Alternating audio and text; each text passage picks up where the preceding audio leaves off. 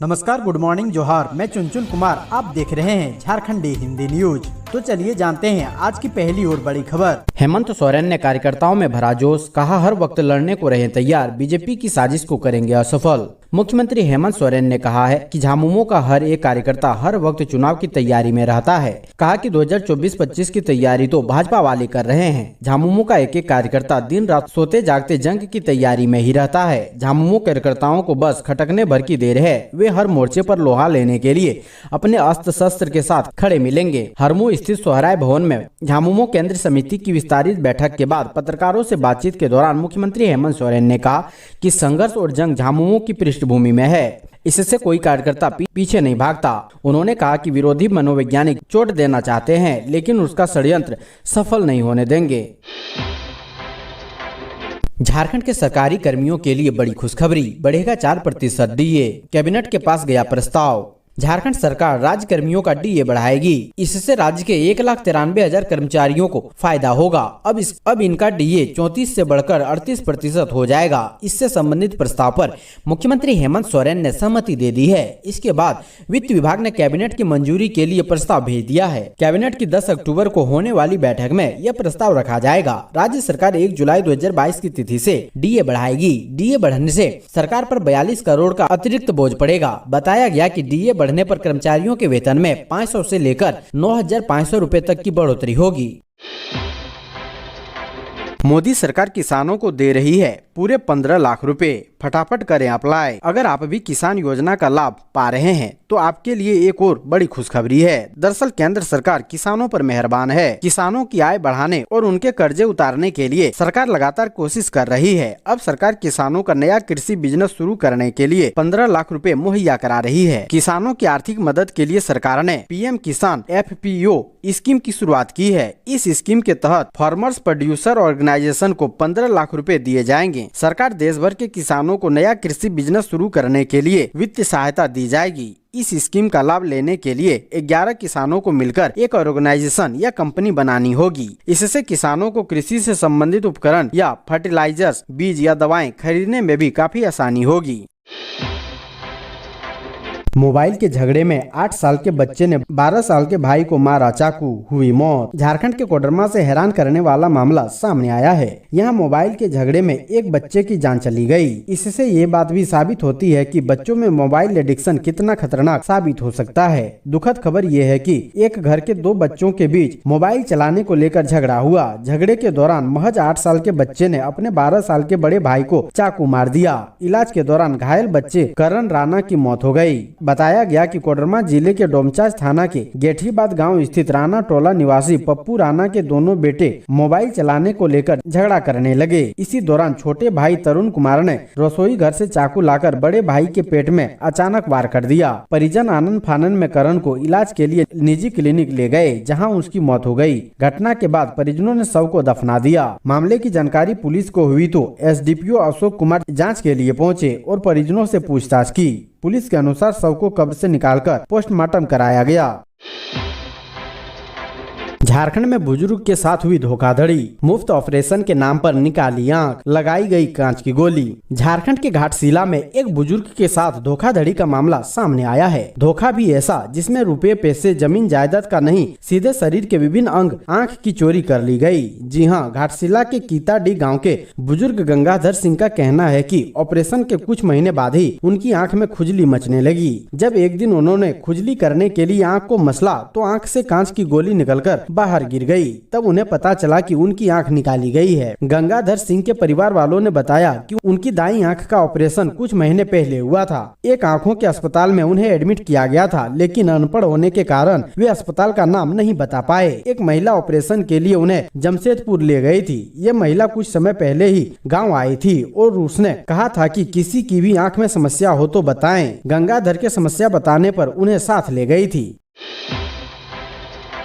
एक और अग्निकांड, पिता ने बेटी को जिंदा जलाया, 80% तक जली बच्ची। दुमका के बाद अब लोहरदगा में अग्निकांड हुआ है। लोहरदगा में एक शराबी पिता ने बेटी को जिंदा जलाया है। इस घटना में बच्ची 80% तक जल गई है। गंभीर हालत में रांची के रिम्स में उसका इलाज किया जा रहा है। ये घटना किस्को थाना क्षेत्र के सुदूरवर्ती गांव की है। झारखंड अपराध और अग्निकांड से ददक रहा है। हाल के दिनों में दुमका में दो पेट्रोल कांड हो चुका है। अभी इसकी तपिश ठंडी भी नहीं हुई थी कि लोहरदगा में अग्निकांड ने इंसान के वहशीपन को उजागर कर दिया है। जिला के किस्को थाना क्षेत्र के कोचा बरनाल गाँव में एक सनकी पिता ने अपनी बेटी को जिंदा जला दिया, क्योंकि उस हैवान को शक था कि उसकी बीवी का किसी से अवैध संबंध है। इस घटना के बाद बच्ची को बड़ी मुश्किल से किसी प्रकार से एक निजी वाहन के सहारे इलाज के लिए लोहरदगा सदर अस्पताल लाया गया, जिसके बाद बच्ची की गंभीर हालत को देखते हुए उसे बेहतर इलाज के लिए रिम्स रांची रेफर कर दिया गया। बच्ची 80% तक जल चुकी है। इस घटना की सूचना मिलने के बाद पुलिस मामले की जाँच कर आगे की कार्रवाई में जुट गई है।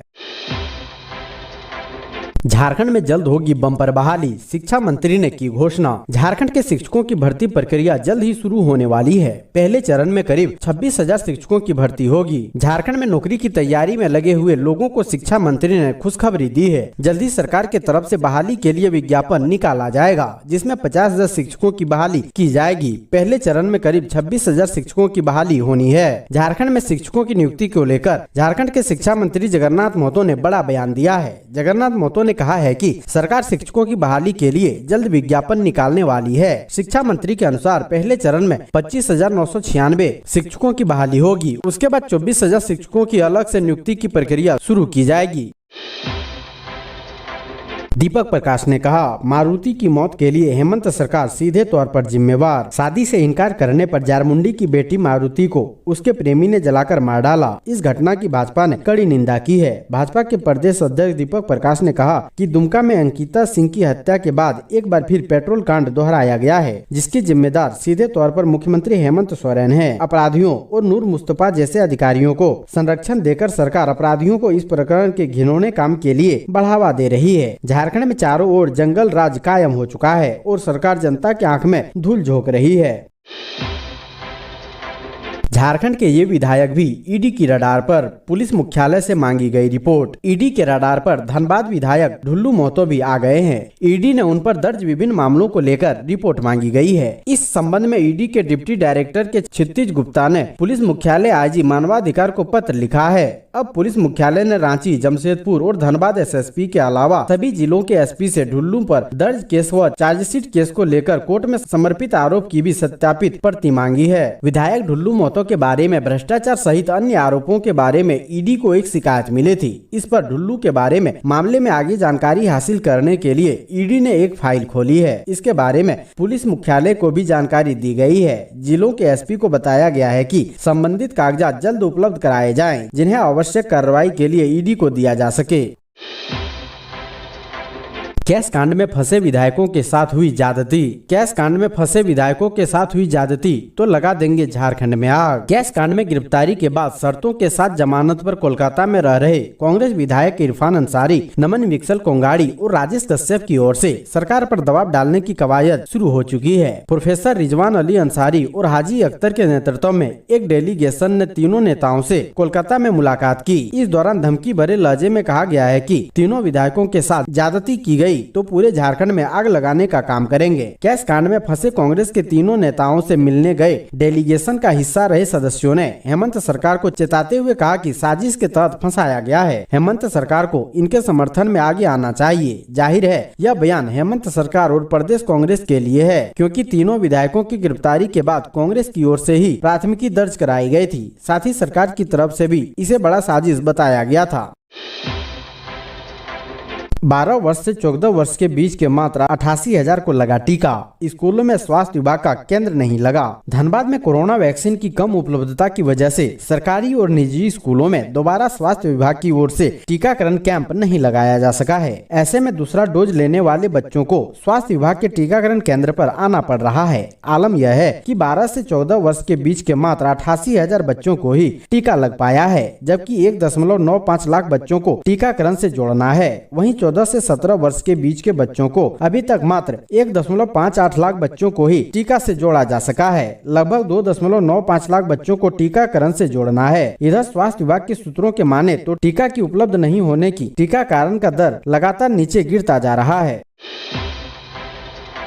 झारखंड के 2 लाख सरकारी कर्मचारियों को त्योहारी तोहफा, 4% बढ़ेगा डीए, सीएम हेमंत सोरेन ने दी स्वीकृति। झारखंड सरकार अपने 2 लाख सरकारी कर्मचारियों और अधिकारियों को त्योहारी तोहफा देने की तैयारी कर रही है। उनका महंगाई भत्ता बढ़ाकर मूल वेतन का 34% से 38% कर दिया जाएगा। इससे कर्मचारियों को हर महीने कम से कम 500 रूपए से लेकर अधिकारियों को 9,000 रूपए तक का फायदा होगा। कर्मचारियों के साथ ही पेंशनरों का महंगाई भत्ता में भी 34% से बढ़ाकर 38% करने की तैयारी की गई है। कर्मचारियों के महंगाई भत्ते में यह बढ़ोतरी 1 जुलाई से लागू होगी। नवंबर में मिलने वाले अक्टूबर के वेतन से यह बढ़ोतरी मिलने लगेगा। जुलाई, अगस्त और सितंबर महीने के लिए बढ़े हुए महंगाई भत्ते का एरियर दिया जाएगा। यह एरियर कर्मचारियों को वेतन खाते में दिया जाएगा। झारखंड में 1932 के खतियान आधारित स्थानीय नीति पर सालखन मुर्मू ने सत्ता पक्ष और विपक्ष पर साधा निशाना। पश्चिमी सिंहभूम जिला अंतर्गत चक्रधरपुर में पूर्व सांसद सह आदिवासी सेंगल अभियान के राष्ट्रीय अध्यक्ष सालखन मुर्मू ने झारखंड की हेमंत सरकार और विपक्ष पर जमकर निशाना साधा। उन्होंने कहा कि सत्ता पक्ष और विपक्ष दोनों 1932 के खतियान आधारित स्थानीय नीति को लेकर राज्य की जनता का बरगलाने का काम कर रही है। वहीं सरना धर्म कोड लागू करने की मांग को लेकर देश के 5 राज्यों में रेल और सड़क चक्का जाम करने की बात कही। फर्जी नंबर प्लेट लगाकर मुथूट डकैती कांड को अंजाम देने आया था अभिषेक, हुआ गिरफ्तार। बैंक मोड़ स्थित मुथूट फिनकॉर्प में डकैती कांड में चालक की भूमिका निभाने वाला अभिषेक को पुलिस गिरफ्तार कर धनबाद लाई है। उसकी निशानदेही पर पुलिस शुक्रवार को उस i10 वाहन को भी समस्तीपुर से जब्त कर लाई है। यह वाहन अभिषेक के बहनोई के घर में था, जो समस्तीपुर के उजियापुर थाना क्षेत्र में रहते हैं। पुलिस ने अभिषेक की बहनोई को भी हिरासत में लिया है। उससे भी पूछताछ जारी है। अभिषेक के बहनोई ने बताया कि अभिषेक उसके पास वाहन खड़ा कर चला गया था। बताया कि कुछ दिन के बाद वह इसे लेकर जाएगा। गौरतलब हो कि अभिषेक पहली बार पुलिस के हत्थे चढ़ा है।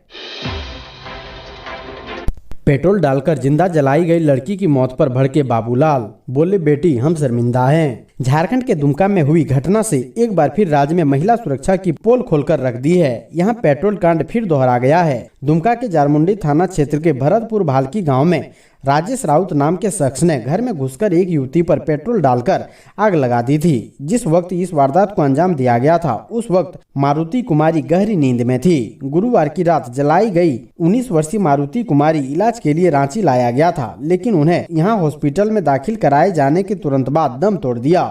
युवती की मौत पर राज्य के पूर्व मुख्यमंत्री और बीजेपी नेता बाबूलाल मरांडी ने तीखी प्रतिक्रिया देते हुए हेमंत सरकार पर निशाना साधा है। पूर्व मुख्यमंत्री और बीजेपी विधायक दल के नेता बाबूलाल मरांडी ने ट्वीट कर कहा है कि दुमका की अंकिता की तरफ पेट्रोल डालकर जला दी गई जारमुंडी की पीड़िता मारुति कुमारी भी जिंदगी की जंग हार गई। न जाने इस राज्य में कितनी बेटियां ध्वस्त हो चुकी कानून व्यवस्था की कीमत जान गंवाकर चुकाएगी। आखिर इस बच्ची को भी अंकिता की तरह ही नहीं बचाया जा सका। रांची रिम्स लाए जाने के दरमियान रास्ते में उसकी मौत हो गई। बेटी हम सभी शर्मिंदा हैं। तुम्हारे कातिल को कड़ी सजा दिलाने में हम कोई कसर उठा नहीं रखेंगे।